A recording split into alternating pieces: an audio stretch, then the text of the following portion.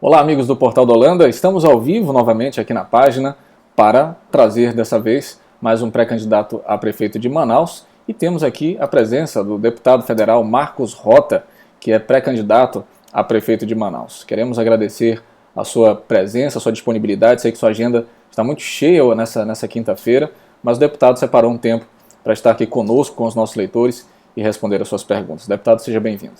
Bom dia, é um prazer muito grande retornar hoje ao Portal da Holanda, hoje para que possamos aprofundar mais um pouco a respeito das nossas ideias e dos nossos ideais. Eu estou à disposição de vocês, do portal e dos nossos telespectadores, desejando a todos um bom dia.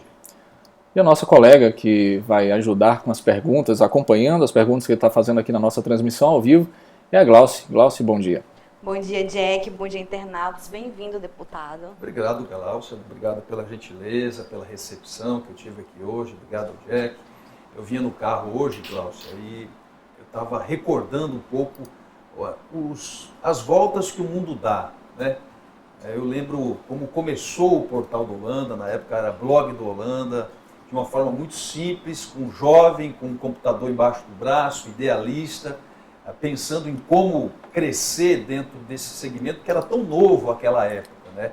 E hoje chegar ao Portal do Holanda e ver essa estrutura, essa grande quantidade de jovens profissionais, é algo que nos orgulha bastante e mostra verdadeiramente que todos nós devemos percorrer os nossos sonhos e os nossos objetivos. Então, parabéns a todos vocês que aqui estão e parabéns a esse jovem idealista que é o Holanda, né? O Raimundo Holanda, que foi o idealizador de tudo isso aqui. O deputado, que é especialista em comunicação, é publicitário, jornalista, apresenta em Manaus o programa Exija Seus Direitos, um programa de grande alcance aqui na nossa região, e foi esse um dos programas locais que permitiu que as pessoas conhecessem um pouco do senhor e despertou também uma vocação que o senhor acabou assumindo, que foi a defesa do direito do consumidor. Como o senhor avalia desde o início do seu programa até agora a relação entre empresários e clientes?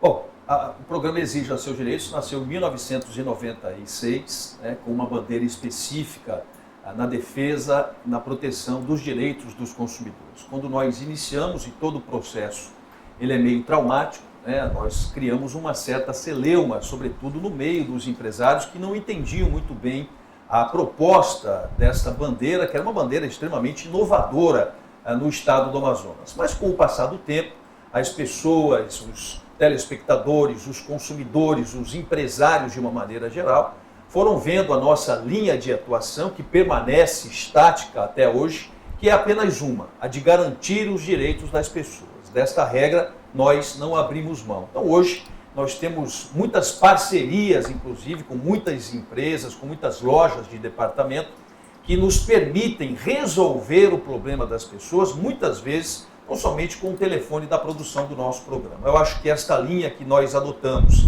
a linha de não fazer sensacionalismo, de não utilizar a imagem das pessoas para que a gente pudesse alavancar a audiência, que mostrássemos claramente o objetivo e a linha racional do nosso programa, que é a proteção dos direitos da pessoa, do cidadão e do consumidor, fez com que nós criássemos e fomentássemos essa consciência. Então hoje o programa Exija Seus Direitos, graças a Deus, graças a essa linha que nós adotamos, é uma referência na resolução dos problemas das pessoas, o que nos deixa profundamente satisfeitos e motivados.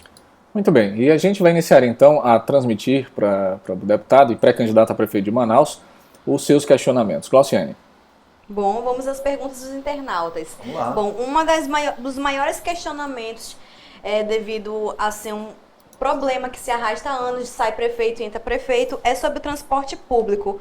Quais são as suas ideias para melhorar o transporte público em Manaus? Bom, você já respondeu metade da minha pergunta. Entra prefeito e sai prefeito e o problema do transporte coletivo continua. Eu acho que esta relação muito próxima do poder público com os empresários do sistema de transporte coletivo acaba prejudicando as políticas que definem verdadeiramente quais são os rumos a serem seguidos na cidade de Manaus. Não dá para a gente permitir que de dia se critique os empresários do sistema de transporte coletivo e à noite o poder público se reúna com os empresários do poder do transporte coletivo para tomar um vinho, para um bate-papo. Eu acho que você precisa respeitar as concessões do serviço público.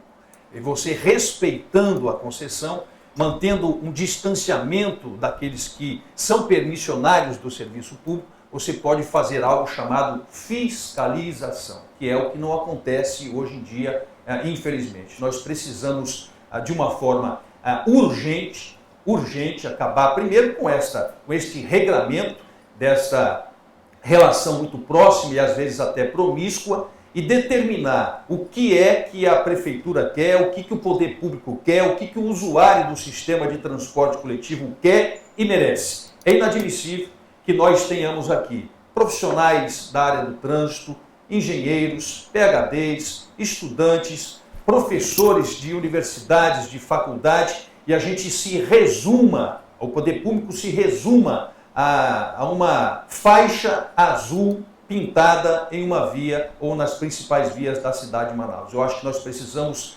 fazer um grande encontro para discutir as questões que envolvem o trânsito da cidade de Manaus. Mas, sinceramente, me desculpe aqueles que assim pensam que não é pintando uma faixa que nós vamos resolver o problema do sistema de transporte coletivo. É preciso pulso, é preciso chamar as empresas às suas responsabilidades. Mas para fazer isso, o poder público precisa ter algo chamado independência. Muito bem. O Clifferson Lucas Maia, ele pergunta assim: deputado, como pretende resolver o problema da burocracia na Prefeitura de Manaus? Olha, um abraço, meu voto é seu, ele fala. Obrigado, Clifton. Bom, primeiro que nós estamos, Jack, vocês aqui no portal sabem muito bem disso, nós estamos na era da informática, nós estamos na era da tecnologia, nós estamos na era da modernidade. E o poder público ele não pode ficar en passant tudo isso. Ele não pode ficar distanciado de tudo isso. Então, nós precisamos utilizar todos os aplicativos, todas as ferramentas para desburocratizar a prestação do serviço público. E eu falo isso não apenas na questão da CEMEF, para você retirar um alvará, uma licença ou coisa que o valha. Hoje, para você, por exemplo, fazer uma festa ou fechar uma rua, você precisa passar por 22 órgãos, mais ou menos, para conseguir a liberação de todos esses órgãos. Então, nós temos alguns avanços, é verdade, a gente precisa reconhecer, mas ainda o processo é muito burocrático, muito lento, e nós precisamos trazer os jovens para dentro do poder público, com estas novas ferramentas, com as ferramentas da tecnologia, para que a gente possa melhorar a prestação do serviço público. Eu não tenho dúvida alguma de que melhoria do serviço público passa necessariamente pela utilização das tecnologias que nós temos hoje à disposição. Para você que está ligado agora, nós estamos tendo uma entrevista ao vivo com o pré-candidato a prefeito de Manaus, Marcos Rota. Mande sua pergunta aqui abaixo, basta você digitar, nós estamos observando, pegando as perguntas sobre temas diversos relacionados à cidade. E a Glauciane tem mais um deles. Pré-candidato, o Tony Márcio Oliveira, ele questiona: prefeito, você tem algum projeto para as comunidades poderem usar as quadras das escolas aos finais de semana, já que hoje em dia as comunidades não têm nenhum acesso a essas quadras? Primeiro, quero agradecê-lo pelo prefeito, agradecer muito, e dizer que nós temos que ocupar todos os espaços públicos. Esses dias eu estava numa comunidade, cheguei a uma comunidade e perguntei: de quem é essa escola? Eles me falaram: essa escola é do município. Eu disse: e essa quadra? Essa quadra é do Estado. E essa igreja? Essa igreja ela é da comunidade. Então vejam que as pessoas estão muito distanciadas do poder público. O poder público não pode permitir que esse distanciamento ocorra. Nós precisamos ocupar as nossas salas de aula, nós precisamos ocupar esses espaços para promover a inclusão dos nossos jovens, para debater os problemas da comunidade, para criar os comitês de segurança, de saúde, para que essas pessoas possam se reunir e debater as políticas públicas. Então não tenha dúvida alguma de que nós vamos procurar utilizar todos os espaços públicos da Prefeitura Municipal de Manaus para que a gente aproxime as pessoas do poder público. E se tem alguém que pode nos informar, nos dar a direção, nos dar o norte, nos dar a sua visão a respeito dos problemas que a comunidade enfrenta, são as pessoas que residem nessas comunidades. Então, aproveitar todo e qualquer espaço público, para o congraçamento das famílias, para o chamamento dos nossos jovens, para a prática esportiva, para palestras a respeito dos malefícios da droga, do álcool, prevenir as nossas jovens sobre essa questão do ingresso muito prematuro e quase definitivo no consumo de bebida alcoólica, no sexo prematuro. Enfim, nós temos que fazer com que esse distanciamento, essa coisa fria que existe entre o poder público e as pessoas seja acessado. Nós vamos procurar todos os mecanismos para fazer isso, mas é uma grande sugestão que você me dá. Muito bem, mais alguma pergunta, Glaucia? Tenho sim, Jack. Só um minuto. Enquanto ela procura aí, não esqueça de participar. Aqui é um espaço livre para que você possa ter acesso a todos os pré-candidatos, as ideias deles para Manaus, e ao mesmo tempo em que você questiona, você também pode ver no momento em que a pessoa responde, né? Achou, Glaucia? Achei sim. Bom, falando um pouco sobre saúde agora. O Darlan Souza, ele diz: toma um remédio controlado. Por favor, manda colocar remédio nos postos de saúde. Meus remédios são R$ 223 e estou desempregado. Como fica a minha saúde? Candidato, quais são as suas propostas para resolver, para melhorar a saúde pública? Darlan, primeiro que é inadmissível, eu como ser humano, eu não posso acreditar em fechamento de unidades de saúde, como o CAIME e o CAIC. Eu sempre defendi que administrar é eleger prioridades. Eu, sinceramente, se fosse o prefeito de Manaus, eu iria procurar o governador do estado e pedir, em nome da cidade de Manaus, o não fechamento de CAIMES e de CAICs. Mas se o governador insistisse, eu iria pedir para que o governador do estado passasse a responsabilidade da prefeitura aos CAIMES e os CAICs. Ah, mas não tem dinheiro. A gente se vira. Vou bater a porta do Palácio do Planalto, vamos conversar com o presidente Michel Temer, vamos procurar mecanismos internacionais, porque saúde tem que estar em primeiro lugar. Então nós estamos falando do fechamento de CAIMES, de CAICs, que vão deixar de atender milhares e milhares de idosos e milhares de crianças. Esses dias eu estava conversando com o pessoal dos Correios.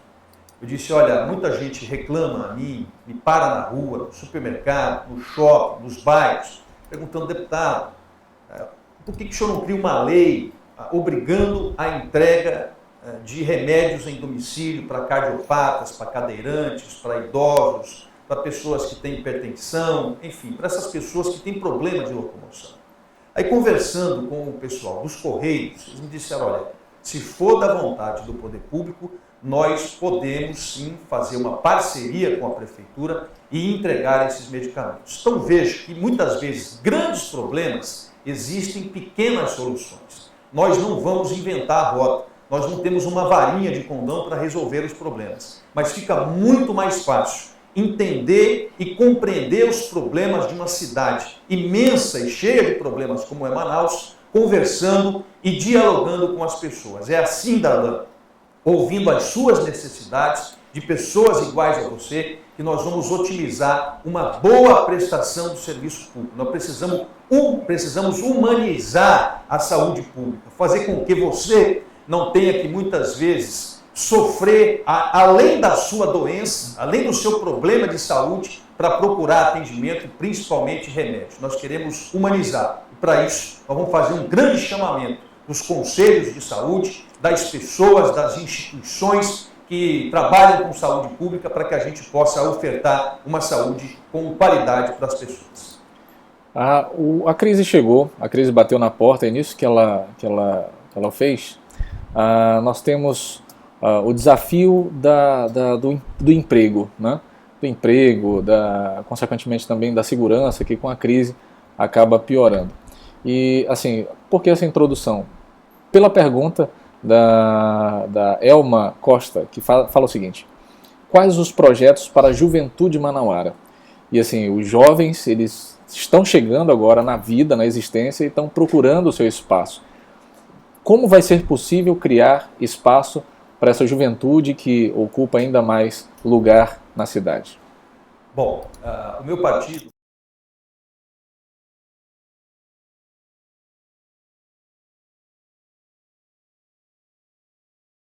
políticas públicas para os jovens. Vejam como existem os contrassensos na sociedade, né? Criou-se o programa Meu Primeiro Emprego para que o jovem pudesse adquirir experiências. Mas as empresas estão muito distantes dessa realidade, porque com o mercado cada vez mais competitivo, não se convoca, não se contrata jovens exatamente pela inabilidade, pela falta de experiência. Então, fica um contrassenso. O jovem não é contratado porque não tem experiência e a empresa não contrata exatamente pelo processo inverso. Nós detectamos realmente algo que é possível de fazer. É um projeto que nós estamos denominando de Minha Primeira Empresa. Já que o jovem não consegue o seu primeiro emprego, vamos descobrir os talentos, vamos fomentar os talentos na juventude e o poder público municipal vai garantir, vai fomentar, vai financiar a sua primeira empresa. Eu acho que nós temos tantos jovens capacitados na cidade de Manaus que estão apenas aguardando esse pontapé inicial para que possam perseguir com sucesso as suas carreiras. Então, essa questão de fomentar políticas públicas para os jovens, nós estamos trabalhando com muito afinco e nós haveremos de empreender grandes projetos e não apenas projetos, mas grandes ações para que o jovem possa ser incluído no mercado de trabalho, sobretudo num momento de crise, de recessão como esse que nós estamos passando.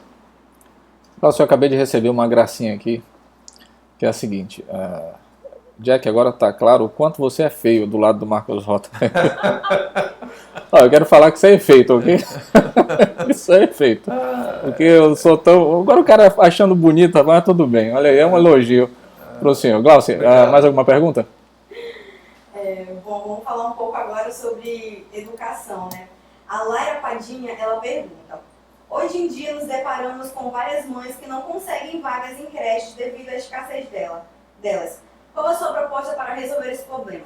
A minha proposta é nunca enganar as pessoas, nunca mentir às pessoas e nunca despertar nas pessoas a falsa expectativa de uma esperança que nunca vem.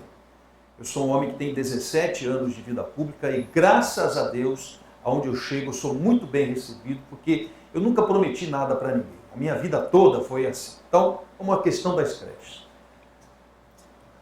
Hoje nós temos 13 creches, mais ou menos, em Manaus, né? Era para ter 110. Os problemas, o porquê isso não foi feito, não compete a mim julgar. Eu preciso criar as soluções para que elas aconteçam, para que elas saiam desse papel da promessa. Nós temos, Glaucia, muitos espaços que estão sendo detectados nas próprias escolas do município, que nós poderíamos, no primeiro momento, adaptá-las para funcionar como creche. Nós estamos fazendo esse levantamento. Nós temos outras alternativas, como criar parcerias público-privadas, para que a iniciativa privada possa construir e administrar essas creches. Nós recebemos esses dias uma sugestão muito importante, e é por isso que eu faço questão de ouvir o povo. Foi uma sugestão seguinte: deputado, quando os jovens têm os seus filhos e saem para trabalhar, quem é que cuida dos seus filhos? São as avós. Então veja que nós podemos aproveitar o carinho, a atenção, a experiência, o amor dos nossos idosos para que eles possam cuidar dessas creches para a gente, das crianças que ficarão nessas creches. Então nós estamos estudando as possibilidades, seja adaptando nas escolas do município e talvez até do Estado, se o Estado quiser fazer parceria com o município nesse sentido, seja através das parcerias público-privadas, mas é algo que precisa efetivamente ser concretizado, porque além do grande clamor dessas mães que necessitam trabalhar e não tem com quem deixar os seus filhos, existe no passado um legado, um histórico de que o que fora prometido não é a realidade de hoje. Nós precisamos trabalhar para reverter essa situação, para que essas mães tenham um local para deixar os seus filhos com comodidade, principalmente com segurança. Muito bem, vamos aqui partir para algumas outras. O Jairo Oliveira, ele, por sua vez, nesse momento, ele questiona a sua participação como deputado federal. Ele diz o seguinte: olha, quando na presidência da CPI do BNDES, na época, ocorreram algumas críticas sobre a não chamada de Lula. Qual o seu balanço sobre essa CPI e essas críticas? Bom, Jairo, eu queria lhe agradecer pela gentileza do convite. Acho que crítica, aquele homem público que não consegue aceitar e assimilar críticas, ele não tem preparo algum para exercer qualquer tipo de cargo público. né? Eu respeito muito, mesmo às vezes identificando a origem dessas críticas, mas a gente precisa relevar e respeitar. Vejam que eu sou parlamentar federal de primeiro mandato. Eu assumi a CPI do BNDES com 6 meses de mandato. Às vezes as pessoas um pouco distantes da realidade do Congresso Nacional não têm a dimensão do que seja isso. Nós somos 513 parlamentares e existe muita disputa interna entre os parlamentares para relatarem medidas provisórias, para comporem comissões especiais, para presidirem CPIs, para fazerem parte da mesa diretora, porque como são muitos deputados, fica difícil você ter visibilidade sendo mais um na multidão.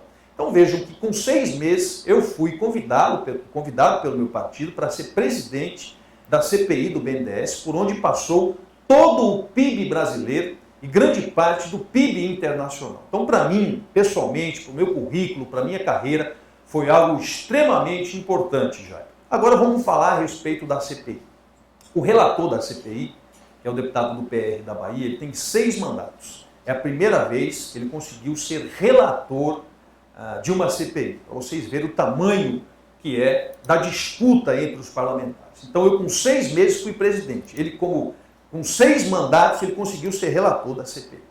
A CPI, a missão de um presidente de uma CPI é criar toda a infraestrutura necessária para que a CPI possa funcionar.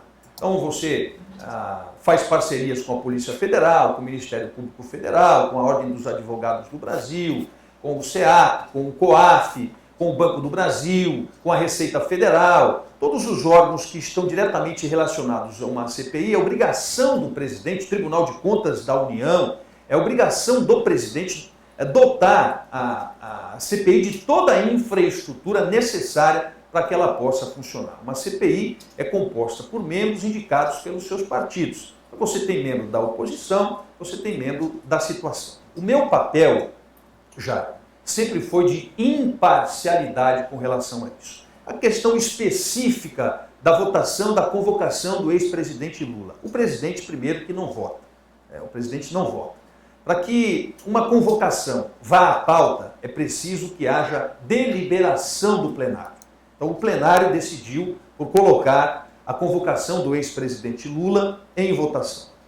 Nós colocamos a votação, houve um tumulto muito grande nesse dia da votação, mas o plenário da CPI, por maioria, ampla maioria, porque o governo tratorou essa questão, o governo mudou algumas peças da CPI, o governo derrotou a convocação do ex-presidente Lula. Então foi por isso que o ex-presidente Lula, e não apenas ele, mas vários outros empresários também não foram convocados à CPI, exatamente porque o governo passou o rolo compressor e não permitiu a convocação dessas pessoas. Vários outras figuras importantes da política nacional, como Erenice Guerra, como Antônio Palocci, vários outros personagens, também não foram convocados exatamente por conta disso. Mas eu saí muito alegre, muito satisfeito com a CPI, porque eu era tanto criticado já pela situação, quanto criticado pela oposição.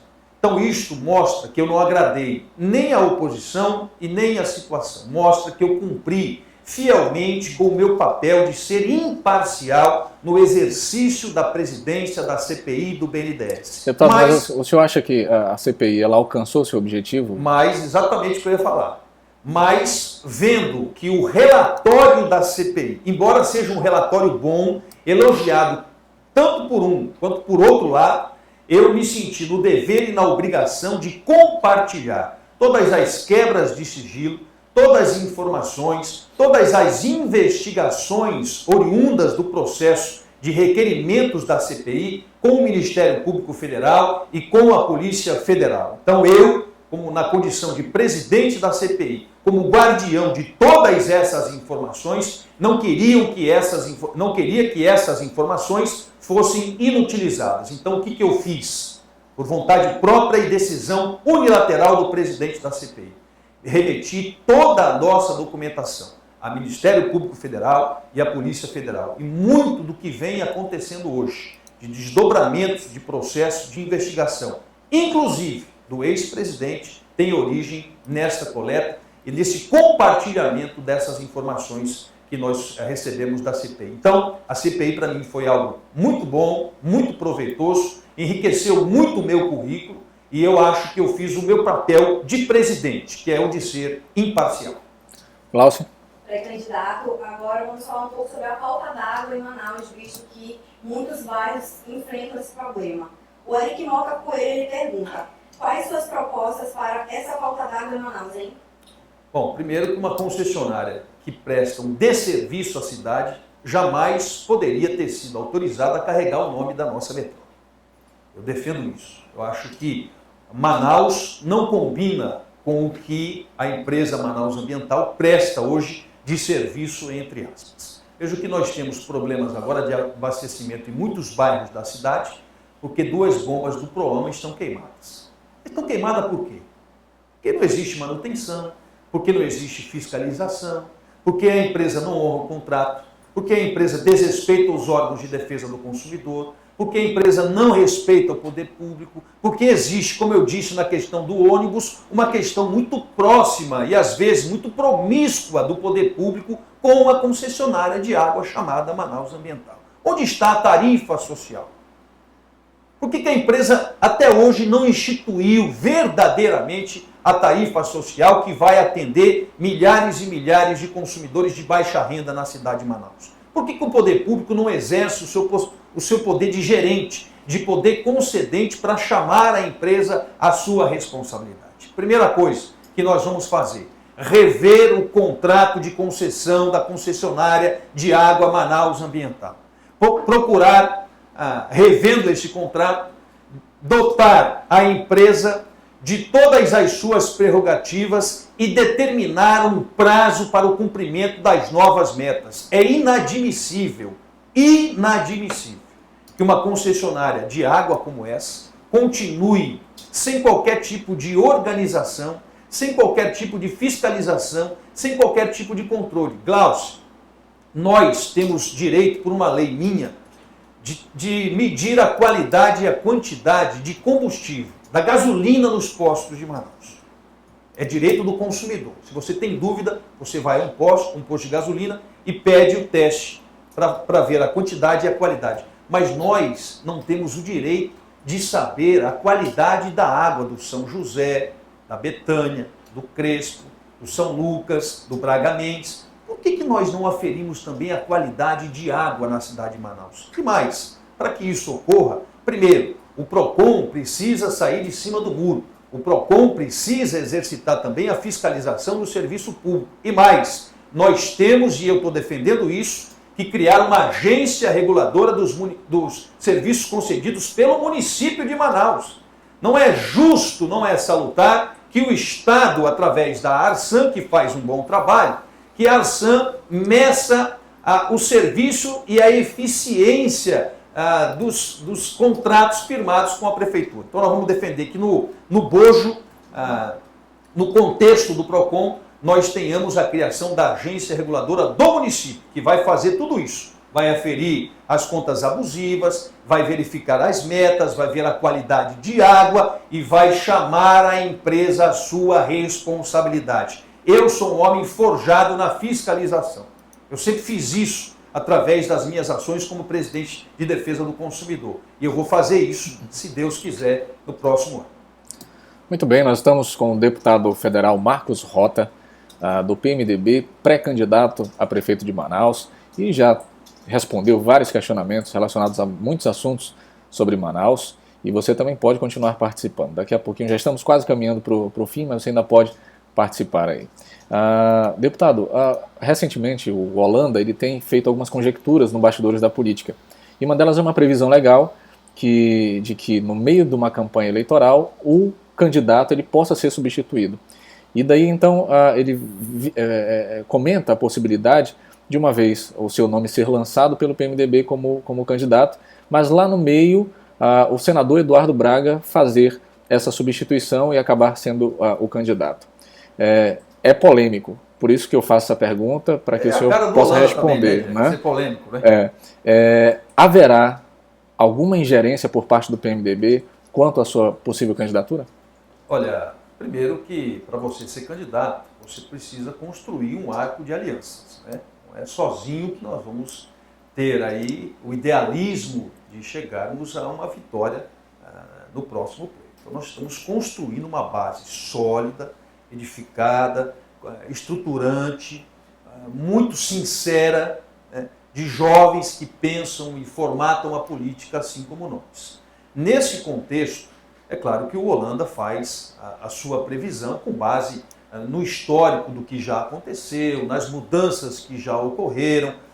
Manaus tem esse histórico e Holanda caminha exatamente por esse rumo de mudanças em cima da hora, né? Mas no meu caso, de forma específica, eu acho que não, né? Pelo menos eu não tenho percebido por parte do meu partido, por parte do presidente do meu partido, qualquer movimentação nesse sentido. Muito pelo contrário, eu fui chamado e o partido me disse, olha, se você quer ser candidato, a estrutura partidária está aí, nós somos o maior partido do Brasil, utilize o PMDB para que você possa, não sozinho, porque ninguém ganha eleição sozinho, construir um arco de aliança. Então não vi, sinceramente falando, nenhum tipo de movimentação nesse sentido, e eu estou muito à vontade, muito independente, inclusive, para construir esse arco de aliança que nós sonhamos como algo realizável para que juntos a gente possa caminhar e fomentar um novo modelo político para Manaus. Pré-candidato, vamos falar um pouco agora sobre segurança. O Ulisses Filho, ele quer saber qual é o papel da Prefeitura junto à segurança pública e quais são os seus projetos. Ulisses, obrigado pela sua pergunta. Eu acho que a Prefeitura tem que sair dessa posição, né, de cruzar os braços, porque constitucionalmente a segurança é dever do Estado, né, mas nós não podemos e não vamos fechar os olhos para essa questão.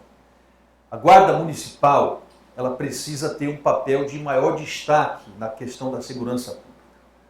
Nós temos hoje 498 homens e mulheres que são integrantes da Guarda Municipal. Mas, Ulisses, eles não têm um fardamento, eles não têm um rádio de comunicação, eles não têm uma motocicleta, eles não têm um veículo, eles não têm uma sede aprazível para que eles possam se reunir. Enfim, a Guarda Municipal, que poderia colaborar muito com a questão da segurança pública, está, infelizmente, sem qualquer tipo de estrutura. Nós vamos procurar, dentro dos limites financeiros da Prefeitura, não apenas reestruturar a Guarda Municipal, equipando, motorizando, descentralizando as suas ações, utilizando a tecnologia, colocando um bom fardamento para que a população passe a identificar também os bons guardas civis metropolitanos, e nós vamos dar um destaque a essa questão da segurança, principalmente criando guardas armadas em pontos estratégicos da cidade de Manaus, isso num segundo ponto, claro, depois de todo um treinamento, de todo um curso de especialização, mas a nossa intenção é chegar a esse grau de armamento da Guarda Civil Metropolitana para que o município possa colaborar com essa questão crucial que nós estamos vivenciando hoje, que é a questão da insegurança pública.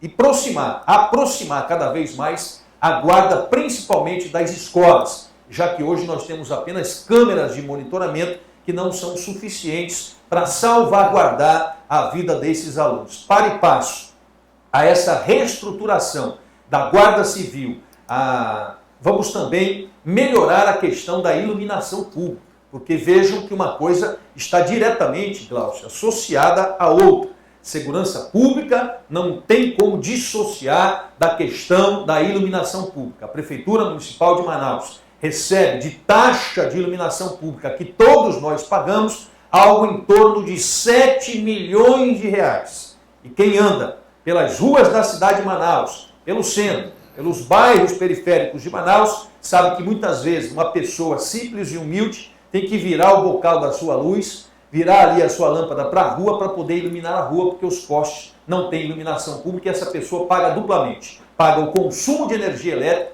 e paga também a chamada taxa de iluminação pública. Então nós vamos criar uma infraestrutura, armar, se for necessário, a nossa Guarda Civil Metropolitana para que o município colabore com o Estado nessa questão da segurança pública. Muito bem, deputado. Eu já indo para o fim, eu queria fazer uma pergunta política, claro, e na sequência eu vou fazer uma outra nas suas considerações. O senhor vai fazer suas considerações em cima de uma pergunta que a gente acabou de receber aqui. Uma delas é a seguinte: nessa empreitada, quem será seu vice? Ou assim, qual deveria ser o perfil do vice que o senhor pretende apresentar para Manaus? Bom, eu acho que qualquer vice, ele não pode ser decorativo. Além de não ser decorativo, ele tem que ter o seu espaço.